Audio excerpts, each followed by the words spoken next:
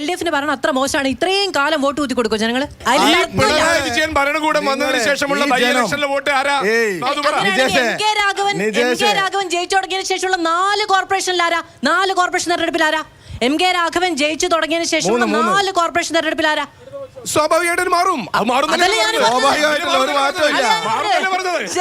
ഒരു മാറ്റമല്ല. അല്ല, നിജേഷ് ഇപ്പൊ ചെയ്യുന്ന ഒരു പണിയുണ്ട്. നിജേഷിന്റെ പാർട്ടി എന്താന്ന് വെച്ചാൽ രഹസ്യമായിട്ട് നേരത്തെ സൂചിപ്പിച്ചതുപോലെ ജമാഅത്തെ ഇസ്ലാമിയെ കൂട്ടുക.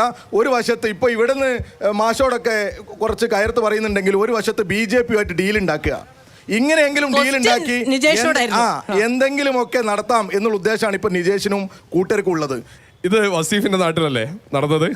വെൽഫെയർ പാർട്ടി LDF സഖ്യത്തിന്റെ ഒരു സഖ്യവും അവിടെ വസീഫിന്റെ നാട്ടിലെ അങ്ങനെയല്ല.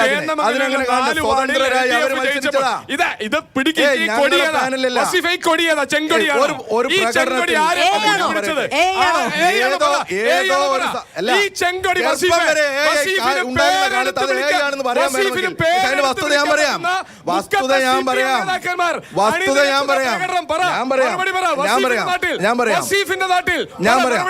പറയട്ടെ.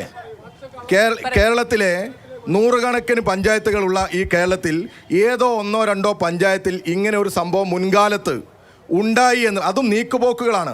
ശക്തമായ നടപടിയെടുത്ത് ഞാൻ പറയട്ടെ, ശക്തമായ നടപടി സ്വീകരിച്ച് അത് ആവർത്തിക്കരുതെന്ന് പരസ്യമായി പറഞ്ഞ പാർട്ടിയാണ് ഇടതുപക്ഷം. ഞങ്ങൾ നിങ്ങളെ പോലെ പറഞ്ഞത് മാറ്റി പറയില്ല. നിങ്ങൾ ഊരമലും കെട്ടില്ല. നിങ്ങൾക്ക് ഉറപ്പിച്ച് പറയാൻ പറ്റുമോ? ഇന്ന് നിങ്ങൾ ഈ പറഞ്ഞ മുക്കത്തും ഈ കൊടിയത്തൂരും ഈ പറയുന്ന ഈ നമ്മൾ നിൽക്കുന്ന കോർപ്പറേഷനിലെ ചെറുവണ്ണൂർ വാർഡും ഈ കോൺഗ്രസ്സുകാര്, കൈപ്പത്തി പ്രതീക്ഷിച്ച് നിൽക്കുന്ന കോൺഗ്രസ്സുകാര്, അല്ലെങ്കിൽ കോണി പ്രതീക്ഷിക്കുന്ന മുസ്ലിം ലീഗുകാര് കുത്തേണ്ടത് ജമാഅത്തെ ഇസ്ലാമിക്കാരനാ. 7 ഡിവിഷൻ നിങ്ങൾ എടുത്തു, പക്ഷെ അപ്പോഴും LDFന്റെ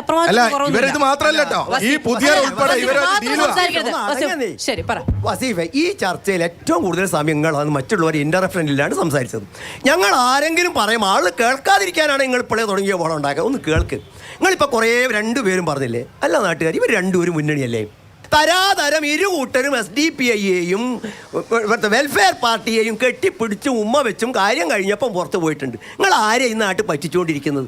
ഈ കോർപ്പറേഷനകത്ത് ഏതെങ്കിലും ഒരു പ്രതിപക്ഷത്തിൻ്റെ റോള് നിറവേറ്റിയിട്ടുണ്ടെങ്കിൽ അത് BJP ആണെന്നും ഇവരുടെ കെട്ടിടം വാടക കൊള്ളയായാലും ഇവരുടെ അഴിമതിയായാലും ഇവരൊക്കെ മൗനം പാലിച്ചപ്പോൾ കോഴിക്കോട്ടെ ജനങ്ങളുടെ മനസ്സിൽ ഇടം നേടിയ പോരാട്ടം നടത്തിയ പാർട്ടിയാണ്.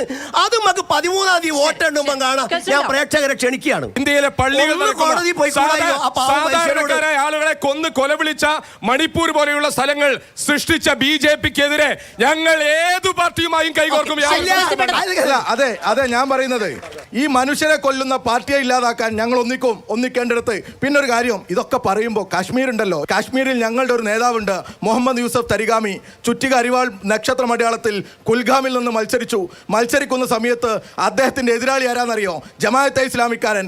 ആരുടെ പിന്തുണയിലാണ് മത്സരിച്ചത്? ഈ BJPയുടെ പിന്തുണയിലാണ് മത്സരിച്ചത്. മറന്നുപോയോ നിങ്ങൾ? ഇക്കഴിഞ്ഞ നിയമസഭാ തെരഞ്ഞെടുപ്പിൽ അതാ BJP.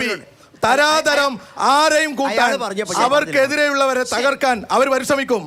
നമ്മുടെ വീട് ഓടിട്ടതാണോ ടെറസ് ഇട്ടതാണോ? പക്ഷേ ഈ ഓടിട്ട വീടായാലും ടെറസ് ഇട്ട വീടായാലും അത് അവിടെ തന്നെയാണ് പണിയുന്നത്. നമ്മൾ മറ്റൊരു സ്ഥലത്തേക്ക് മാറ്റി പണിയുന്നില്ല.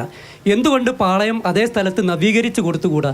ഇവിടെ ഇപ്പോൾ ഈ മാർക്കറ്റ് മാറ്റണം എന്ന് നിങ്ങൾ തന്നെ നിങ്ങളുടെ ചോദ്യത്തിൽ തന്നെ ഉണ്ട്, മാർക്കറ്റ് മാറണമെന്ന്. കാരണം എന്താ അറിയോ? നിങ്ങളിപ്പോൾ പറഞ്ഞു പാർക്കിംഗ് എവിടെ എന്നുള്ളത്. നഗരം വികസിക്കുക, സ്വാഭാവികമായിട്ടും അവിടെ തന്നെ അത് നിർത്താൻ പറ്റില്ല.